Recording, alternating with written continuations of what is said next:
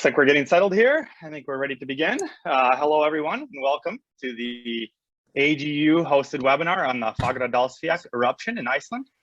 I am Dr. Owen Amundsen from Sonoma State University, and I will be your moderator along with Dr. Morgan Jones from the University of Oslo. I will leave a more proper introduction and welcome to our first distinguished speaker, Dr. Freystein Sigmundsson. But I wanted to let you know the framework of the webinar and how to ask questions. The 6 speakers will give a 10-minute talk for the first hour, and then all questions will be answered at the end of the webinar during the 30-minute Q&A. In the chat, I have put some information on how to direct your questions to the speakers. Essentially, use the @ symbol, the speaker's first name, and then type your question. Morgan and I will curate the questions and we'll try to get as many of them answered as possible. Lastly, I'd like to thank Heather Naley and Victoria Forlini of AGU for hosting the webinar, and our NORAM Arctic team led by Dr. Carmen Guiena from the University of Oslo for assembling the speakers and putting this all together. And with that, Freystein, the floor is yours. Thank you. Sorry, let me. Owen, can you confirm you can hear me? I can, you're good. Yes. So welcome everyone. My name is Freystein.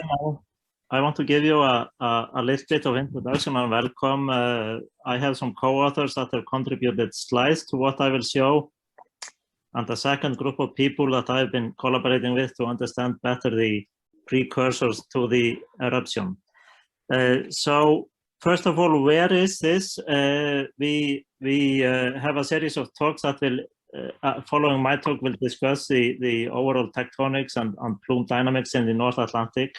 But a little bit on the exact location of the eruption. It is here in Iceland, Reykjanes, the capital of Iceland is here, international airport here, and it is a basaltic lava eruption, and it is occurring above a dike intrusion. A little bit about the tectonic setting. This is happening in an oblique spreading zone where the spreading rate is about 2 centimeters per year. But it is really important when we are trying to understand the activity here to understand the fact that there's a lot of shearing going on across this plate boundary, and it has resulted in these fissure swarms that you see. And Fagradalsfjall is a separate, we can call it volcanic system, but it does not have a very extensive fissure swarm. And importantly also, there are these north-south oriented faults in black here. So this is not a typical transform fault. It is more like a zone of bookshelf faulting, but this is all interacting at this site. And importantly, it's a part of an unrest episode that has been going on since the beginning of 2020. Involving several volcanic systems and stress triggering between them. And here is a recent paper that has been published by or led by the team at the Icelandic Met Office, and Svartsengi is one of the neighboring system that is involved. But in this eruption, what happened? Well, there was importantly a period of tectonic deformation and earthquakes before the eruption. So the vents of the eruptions are in this area here, and this is Mount Fagradalsfjall. Dike intrusion as inferred from geodetic models here, and many of the north-south faults and this sort of broad area that is the central axis of the plate boundary in southwest Iceland had some activity and faulting. And importantly, there was a very active period of 3 weeks of intense seismicity prior to the area. So the dike event was ongoing in this area, but there was a lot of tectonically triggered earthquakes in this area. Black stars here with earthquakes, magnitude 4 to magnitude 5.7, 30,000 earthquakes. Many felt, about 29 earthquakes felt, and many of them here in the capital region of Iceland. So this was something everyone in Iceland was very well aware of. And we saw some surprises. For example, decreasing earthquake activity prior to the onset of the eruption. So there was a dike eruption, and we could see this also in the ground deformation very well. This is an sentinel interferogram showing ground displacement shown as fringes, where each fringe corresponds to 28 millimeters. This is from 23rd of February to 1st of March, but if you look at GPS time series, we could see steady evolution of displacements. In total, the deformation is over 0.5 meter on the surface. And one thing we are studying and is somewhat strange is that the deformation rates, they decayed and reduced before the eruption. So everything started very abruptly.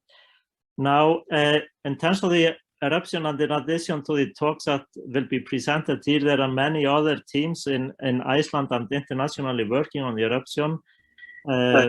Includes Ármann Höskuldsson, Þorvaldur Þórðarson, and Ingibjörg Jónsdóttir at University of Iceland that are studying the many phases of the eruption and eruptive products, and there have been periods of widely different activity, steady effusive lava flow activity, rhythmic fountaining, and of course a lot of social media attention to this eruption that has been very accessible.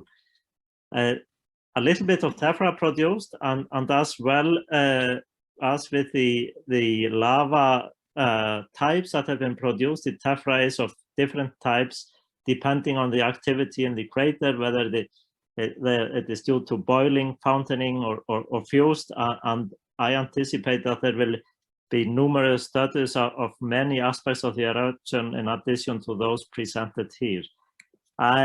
Just to end, maybe what has been happening at this eruption since 2nd of May until today was very regular behavior, where the eruption tremor picked up every about 10-minute interval. This is a 1-hour spectrogram. It shows 6 lava events where magma was flowing out of the crater. That is the time when we see tremor, and this was the situation really until today, where it seems to have changed, where this type of very regular activity has changed and is becoming more regular or steady outflow from the crater. And I think there's a lot of potential for more research where we combine well the different observations types we have of these eruptions. And with that, I think I stop. But as I say, the program ahead, we go to the very wide questions, why volcanic activity is happening in Iceland, and then we focus in this webinar on specific aspects. And important has also been the response of the civil protection that has allowed good access of public and media to this eruption, so it has become very popular on the media. Thank you.